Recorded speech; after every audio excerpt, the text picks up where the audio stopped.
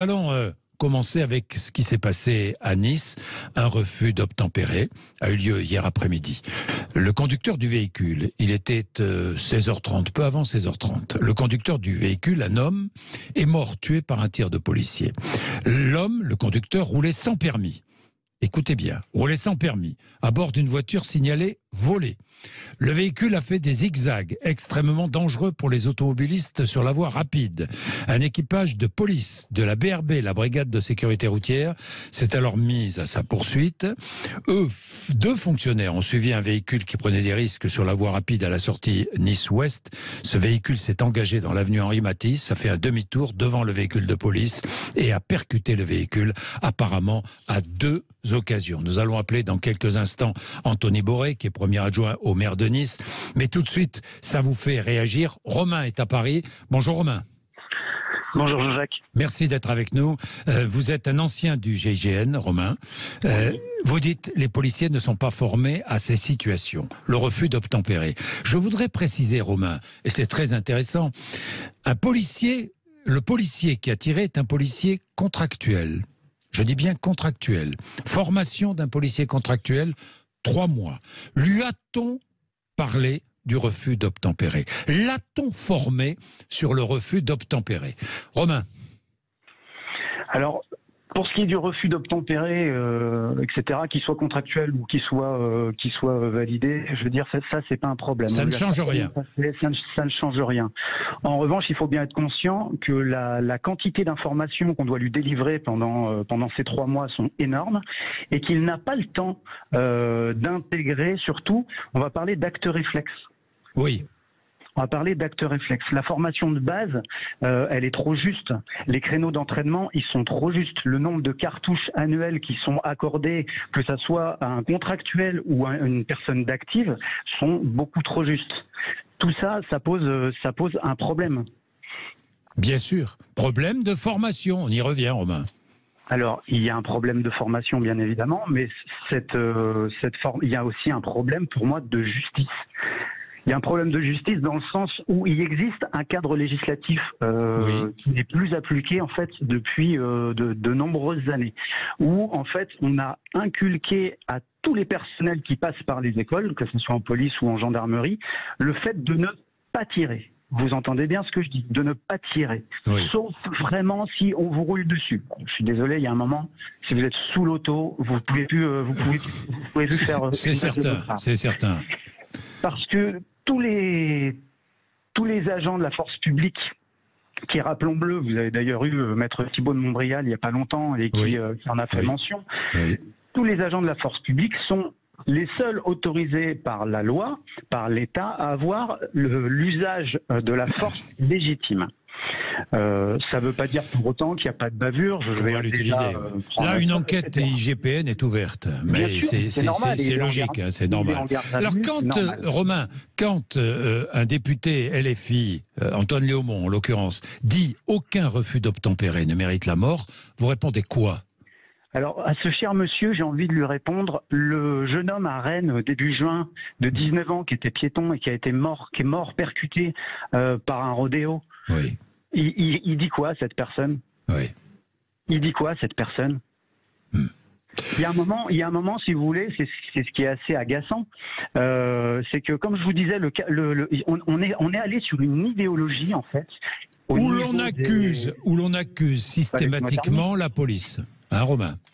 C'est pas ce qu'on... Les médias jouent énormément là-dessus, hein, mais on accuse beaucoup la police, mais on sait très bien le rappeler pour d'autres affaires, il y a la présomption d'innocence auquel tout le monde a droit. Là, il y a des vidéos qui tournent, etc. Ça sera utile dans le cadre de l'enquête et dans la décision du juge. Mais cependant, effectivement, il faut bien mettre le ratio, chacun sa responsabilité, je veux dire. Donc il faut bien mettre en corrélation le ratio avec la formation et puis le pouvoir, entre guillemets, de vie ou de mort qu'on vous accorde avec une toute petite formation. Si vous, Monsieur Bourdin, vous faites 2 semaines d'école de journalisme et qu'on vous balance comme ça à la tête des médias et qu'on vous dit allez-y, donnez la vérité aux gens, je ne suis pas persuadé que vous allez donner la bonne parole. Oui, vous avez raison. Je voudrais juste une petite remarque à ce propos, Romain. Je ne suis pas là pour donner la bonne parole. Mon job, c'est de rapporter des faits, c'est d'ouvrir les débats, les discussions, offrir une analyse, c'est très important. Écouter les acteurs, les uns et les autres, c'est ce qui compte. Après, le commentaire m'intéresse peu, vous le savez, c'est ma conception des choses. Mais Romain, vous savez ce que nous allons faire? Nous allons appeler quelqu'un qui suit l'affaire de près, Anthony Boré, qui est le premier adjoint au maire de Nice. Anthony Boré, bonjour. Bonjour. Les faits se sont déroulés vers 16h30 hier. Cet homme qui conduisait cette voiture volée, hein, Anthony Boré, voiture volée, était suivi par la police. Oui. Ce véhicule, conduit donc par cet homme qui a été tué, s'est engagé dans l'avenue Henri Matisse, a fait demi-tour devant le véhicule de police et a percuté le véhicule de police. Apparemment à deux occasions, vous confirmez? À 2 reprises, je vous le confirme. Comment ça s'est passé? Quels sont les faits qui se sont déroulés ensuite? Écoutez, ensuite et avant, parce que ce qui est important de comprendre aussi, et les images de vidéoprotection de la ville le démontrent et ont été mises à la disposition des enquêteurs, c'est de comprendre que cet individu, qui visiblement était sans permis également dans ce véhicule volé, avec un passager, mettait en danger un certain nombre d'automobilistes sur une voie à grande circulation à Nice qui s'appelle la voie rapide, qu'à la sortie de la voie rapide, il y a effectivement ce refus d'obtempérer, qui a cette vive allure dans une voie à 16h30 où il y a des riverains, des piétons, des enfants, fait demi-tour et percute effectivement à 2 reprises ce véhicule. Face à face, c'est un choc qui a eu lieu face à face. Il appartiendra aux enquêteurs de dire dans quelles conditions le policier qui conduisait ce véhicule a tiré en sortant. Je vois d'ailleurs un certain nombre d'images sur les réseaux sociaux et j'appelle à la plus grande prudence parce que les enquêtes ne se font pas sur Snapchat, sur Twitter ou sur Facebook. Ça me fait plaisir d'entendre ça, vraiment. Je vous le dis, Anthony Boré, parce que bien, c'est facile hein, de tronquer des images, c'est facile de ne diffuser qu'une partie des images et d'accuser immédiatement. Absolument. On ne sait pas ce qui s'est passé à l'intérieur du véhicule. Peut-être que ce policier s'est senti agressé. Je crois qu'il s'est senti agressé d'ailleurs. Je sais par ses collègues qu'il est évidemment très choqué, au-delà d'une blessure à l'épaule, qui est importante. Donc voilà, moi ce qui me paraît vraiment important de dire dans ce contexte où nous sommes confrontés à un refus d'obtempérer toutes les 20 minutes. Hier à Nice, nous en avons eu 3, 2 à l'égard de la police municipale, dont un qui a un scooter qui a été retrouvé grâce aux caméras de vidéoprotection plusieurs mètres plus loin. Celui-là se termine dramatiquement et c'est toujours triste d'avoir à déplorer la mort d'un individu. Mais enfin, une société dans laquelle on ne défend pas l'uniforme, dans laquelle on ne défend pas les policiers, c'est une société qui se meurt et qui confine à l'anarchie. Bien, Anthony Boré, je vous garde évidemment avec nous si vous pouvez. 2 minutes de pub parce qu'il faut que je la passe absolument. Ensuite, vous pourrez terminer et je donnerai la parole à Jean-Pierre qui était commissaire de police et qui va nous faire part de son expérience et de ses remarques. À tout de suite. Anthony Boré, qui est premier adjoint au maire de Nice, est toujours avec nous. Anthony Boré, que vouliez-vous ajouter? Anthony Boré. Je souhaitais ajouter qu'un pays dans lequel, encore une fois, on ne fait pas confiance aux forces de l'ordre, à ceux qui portent un uniforme, c'est un pays qui très vite peut tomber dans l'anarchie, parce que ce sont ceux qui nous défendent au quotidien, et voilà, face à tous ceux qui sont confrontés à ces refus d'obtempérer, toutes les 20 minutes, moi, j'appelle à une présomption de légitime défense pour les refus d'obtempérer pour les policiers et les gendarmes. Ça ne veut pas dire qu'il ne doit pas y avoir de contrôle, ça ne veut pas dire qu'il y a un permis de tuer pour les policiers, parce que les policiers ne tuent pas de gaieté de cœur, ils tuent quand ils se sentent menacés, et je crois que c'est ce qui s'est produit hier à Nice. Bien, merci beaucoup. Anthony Boré, présomption de légitime défense pour les policiers et les gendarmes. Là, c'est un sujet de débat, évidemment, qui vous partage, hein, parce que vous n'êtes pas tous d'accord. Tony, Jean-Pierre sont donc avec nous. Tony est grutier à Bordeaux. Bonjour Tony. Bonjour Jean-Jacques. Que vouliez-vous dire, mon cher Tony? Non, ben écoutez, moi, le monsieur du GIGN a à peu près répondu à tout ce que je voulais savoir. Oui. C'est-à-dire que bon, ben apparemment, ça pourrait être un problème de formation parce que non seulement le gardien de la paix, on peut être sûr qu'il voulait pas le tuer. Pour moi, il n'avait pas d'autre choix. Et je pense que peut-être qu'il y aurait eu moyen de faire autrement, mais ça, s'il n'a pas été formé pour, on peut pas le blâmer.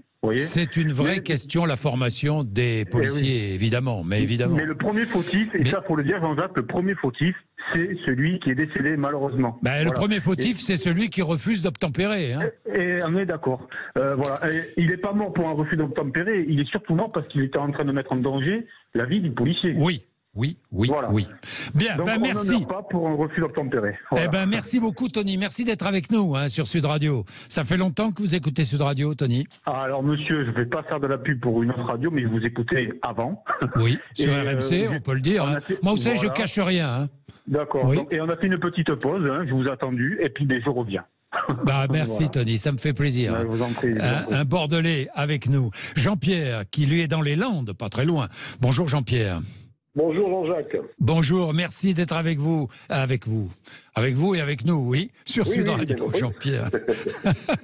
Vous étiez commissaire de police, vous êtes à la retraite, hein, c'est cela? Oui, tout à fait. Bon, que vouliez-vous dire, vous qui êtes un expert, hein, et encore une fois, si je donne la parole aux auditeurs, c'est avant tout parce qu'ils savent ce que nous ne savons pas. Nous, les journalistes, nous ne savons pas tout. Vous, auditeurs, vous avez pratiqué ce métier. Moi, j'ai jamais été policier. Donc, comment voulez-vous que je donne mon avis sur la question? Vous avez été policier, vous avez été commissaire de police. Vous savez ce qu'est un refus d'obtempérer, vous savez quelle est la formation donnée aux policiers, et vous savez que dans ces contrôles où tout se passe vite, il y a un moment où il faut prendre des décisions. Oui, mais oui, tout à fait. Mais bon, ce que je peux dire, d'abord, un type d'expert peut faire le mot de sachant qu'expert. Hein. Oui, sachant. Vous avez raison. Vous avez raison. Sachant, ce que je sais, c'est que l'intervention de police, déjà, c'est pas la police qui est à l'origine de l'incident quand même. La police, elle adopte en fait une riposte. C'est sa façon de se défendre, c'est la riposte, c'est tout. Hein. Oui. Moi, ce que je distingue dans ce problème de refus d'obtempérer, je distingue cette affaire de Nice, par exemple, de l'affaire de Rennes, où j'ai eu quelquefois, il y a des amalgames. Oui. Alors pourquoi je le distingue? Parce que l'affaire de Rennes est une affaire judiciaire, faite par l'interpellation trafic de drogue, de services spécialisés. Les services spécialisés connaissent la nature de l'individu qu'ils vont interpeller. Et ils peuvent, je dirais, anticiper sur ses réactions, et de calculer d'ailleurs le moment et les conditions de l'intervention pour qu'elle soit le plus propice à éviter les bavures, ce qu'on appelait il y a une vingtaine d'années. Aujourd'hui, on ne parle plus de bavure, mais en fait, c'était quand même ça. Alors que là, dans le problème qui préoccupe Nice, c'est un problème de sécurité au quotidien, de prévention. Et il est difficile pour l'agent, moi j'entends formation, non. Ils sont formés, les agents. Attention, c'est un policier contractuel. Hein. Donc, oui, même contractuel. Je dirais même contractuel, il aurait été formé à ce qu'il faut pour se défendre. Là où on ne peut pas être formé, c'est justement cet instinct. Et on ignore totalement la réaction qu'on peut avoir face à l'attaque dont on fait l'objet. Vous-même, dans votre métier, vous-même, Jean-Pierre, vous avez été confronté à ces moments où vous vous êtes dit « je tire pas ». Eh bien, moi, je vais vous dire, j'étais donc commissaire de police financière, pour rien vous calmer, judiciaire. Mais il est arrivé qu'il fallait quelquefois faire procéder à l'interpellation de gens dont on savait qu'ils appartenaient au grand banditisme. Nous, je suis désolé, moi j'ai toujours connu mes limites dans l'intervention, et j'ai fait appel, je faisais appel à la brigade criminelle ou au service spécialisé de la DIPN pour pouvoir intervenir en renfort, je dirais, avec des gens qui ont la compétence pour le faire. Donc, cette histoire de formation, je dirais, même si l'agent est formé, il n'est pas formé, je dirais, à une réaction par rapport à quelque chose qu'il ne peut pas prévoir. Et on ne peut pas considérer qu'un policier tue par plaisir. Le policier, il tue par défense. Il ne tue pas par plaisir. Et c'est justement le cas de la poursuite, c'est très bien, qui est une poursuite judiciaire ouverte contre également le policier. Et cette instruction va avoir pour but de déterminer si cette intention coupable existait ou pas. moi, je pense que non. Les conditions que je viens d'entendre dans lesquelles ce gars, finalement, s'est retourné contre lui-même les forces d'intervention, c'est lui qui est à l'origine quand même de l'incident. Donc, je souhaite quand même que ces policiers... Pour moi, je ne vois pas, comment dirais-je, de bavure, et je ne vois pas trop de défauts par rapport à la formation. Et je n'incriminerai pas ce contractuel, parce que je vous dis encore, même les gens qui interviennent, on peut... en une semaine, former des policiers à la conduite, à se comporter, à réagir. Il y a une chose où on ne peut pas nous former, ni vous ni moi d'ailleurs, sauf malheureusement, je dirais, l'âge. L'âge nous fait avoir du recul, l'âge nous fait avoir de la distance, l'âge nous fait avoir, mais dans tout métier d'ailleurs, dans tout métier. Et là, il est très difficile à un policier de savoir comment il va se comporter face à un incident. Moi, je jette la pierre à personne.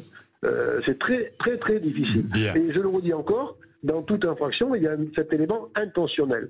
Et moi, je n'ai jamais taxé la police et le policier de vouloir volontairement tuer une personne. C'est pas son truc. Le mec, il est traumatisé, quoi, le mec. Moi, je connais des gens qui ont flingué accidentellement parce que c'était leur moyen de se défendre. Et ils considèrent toujours que c'est un accident. Ils considèrent même pas que ça fait partie de leur métier, quoi. Ils sont chagrinés de l'avoir fait, quoi. Ils en parlent 20 ans après, quoi. Merci Jean-Pierre. Merci. Voilà ce que je peux dire, mon cher Jean-Jacques. Merci pour ce que vous savez, Jean-Pierre. Et merci de nous le faire partager. Parce que ce que nous allons faire tout au long de cette année, entre 10h30 et midi et demi, c'est vous écouter votre expérience. Encore une fois, à travers l'actualité, nous allons traiter l'actualité. J'y tiens, traiter l'actualité, mais nous intéresser d'abord aux faits. Je le répète, aux faits, à l'analyse, et nous verrons le commentaire ensuite. Il est 10h55. Tiens, nous allons parler politique. Tous les jeudis, je vous offrirai 1 heure de politique entre 11h et midi. Pourquoi? Parce que je crois à la politique, je sais que vous aimez la politique. Et ce matin, pour regarder l'actualité politique au sens large, on va parler du Conseil de la refondation lancé par le président de la République il y a un instant. On va parler de la situation sociale et énergétique, on va parler de l'Ukraine, on va parler aussi du rejet des médias. Ça m'intéresse beaucoup, le rejet des médias. Nous aurons 3 invités qui vont débattre avec vous. Et vous pouvez intervenir, 0826 300 300. Robert Ménard, maire de Béziers, président de la communauté d'agglomération bitéroise. Aurélien Taché, qui est député Europe Écologie Les Verts, NUP du Val d'Oise. Et Carl Olive, qui est député La République En Marche des Yvelines. Ils seront là tous les 3 en studio pour débattre. Ça va être passionnant. Vous êtes sur Sud Radio. Merci, 10h56.